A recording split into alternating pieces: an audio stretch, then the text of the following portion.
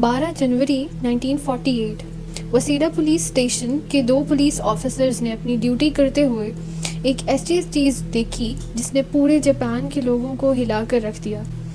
उन्होंने अपनी ड्यूटी देते हुए 5 बेबीज़ की लाश ढूंढी। ऑटोप्सी रिपोर्ट्स से पता चला कि उन बच्चों की डेथ नेचुरल नहीं थी बल्कि उन्हें मारा गया था।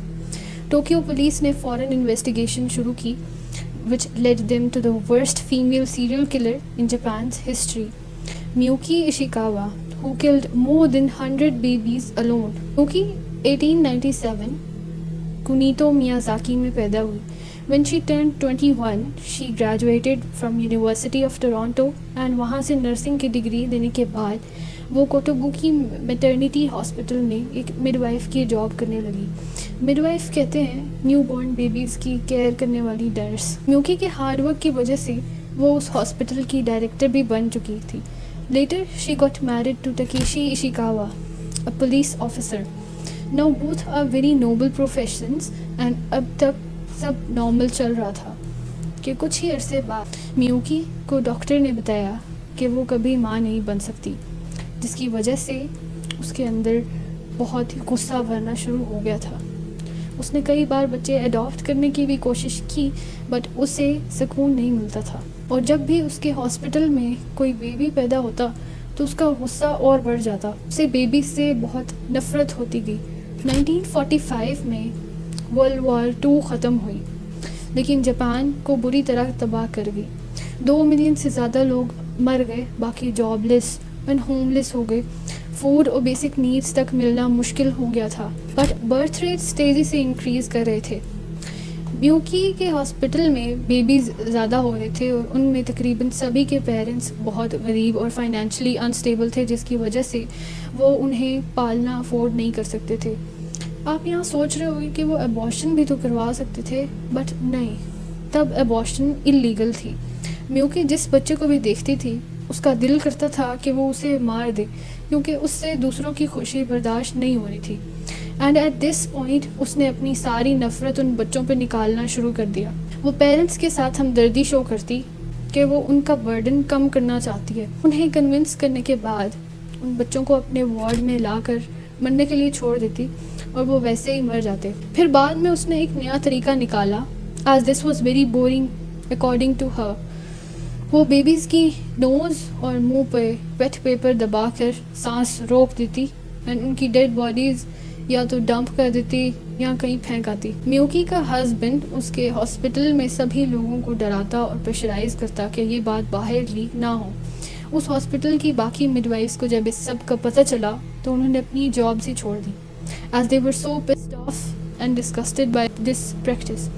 पहले तो मियुकी अपनी फ्रस्ट्रेशन निकालने के लिए बच्चों को मारती थी, बट अब मियुकी लालची होने लगी। उसने सोचा कि इस काम में मज़ा तो आ ही रहा है, क्यों ना इससे पैसे भी कमाए जाएं। वो और उसका हस्बैंड पेरेंट्स से बहुत ज़्यादा पैसे लेते और अगर कोई उस पर क्वेश्चन करता तो वो कहते कि एक अनवांटेड बेबी को पालने और उसके मंथली एक्सपेंसेस से तो ये पैसे कम ही हैं। और तो और मियुकी ने अपने हॉस्पिटल के एक डॉक्टर शीरो अकियामा को बेबीज़ के फेक डेथ सर्टिफिकेट्स बनाने पे कन्विंस भी कर लिया था। इससे भी वर्स्ट बात ये कि हॉस्पिटल के वार्ड की मैनेजमेंट इस पूरी बात को इग्नोर करते रहे। ये प्रैक्टिस गांव वगैरह और गरीब लोगों में ज़्यादा कॉमन और अंडरग्राउंड लेवल पे होती थी और शायद इसका कोई लॉ भी नहीं था, क्योंकि फार्मर्स अपने सेकंड या थर्ड बेबी को मार देते थे। And as abortion was illegal, so this was the only option in their point of view। इस मेथड को जापान में माबिकी बोलते हैं, मीनिंग भरे हुए गार्डन से प्लांट्स रिमूव करना। एनीवेज 12 जनवरी 1948 को 2 पुलिस ऑफिसर्स ने एक्सीडेंटली 5 इन्फेंट्स की डेड बॉडीज़ डिस्कवर की एंड ऑटोप्सी और इन्वेस्टिगेशन के बाद Miyuki her husband and doctor was arrested on 15th January 1948। Ishikawa ने अपने मर्डर्स का सारा ब्लेम पेरेंट्स पे डाल दिया और कहा कि क्योंकि पेरेंट्स को अपने बच्चे चाहिए ही नहीं थे इसीलिए इसने उनको मारा।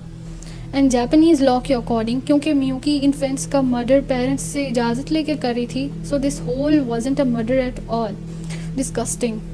पब्लिक ने भी मियुकी को बहुत सपोर्ट किया, जिसकी वजह से सबको रिलीज़ कर दिया गया और इन्वेस्टिगेशन जारी रखी गई। And during this time, police discovered 40 dead bodies from a mortician's house and 30 dead bodies from a nearest temple. But म्यूकी के बाकी victims की exact तादाद किसी को नहीं पता. Although experts से पता चलता है कि on estimate she killed at least 103 to 169 babies. म्यूकी को सिर्फ 8 years की सज़ा सुनाएगी, जबकि तकाशी और डॉक्टर शीरो को 4 साल की, क्योंकि तब कोई इन्फेंस का कोई लॉ नहीं था एंड पेरेंट्स में ये ज़्यादा कॉमन था कि वो अपने बेबीज़ वैसे ही मार देते थे. म्यूकी के इस केस की वजह से जापान को 2 फ़ायदे हुए. एक तो ये कि जापान में 13 जुलाई 1948 को मदर्स प्रोटेक्शन लॉ इस्टेब्लिश हुआ एंड इन 1949 एबॉर्शन लीगल कर दी गई ताकि आइंदा इस तरह के इंसिडेंट्स ना हो. So that was the end, guys. I hope you liked the video.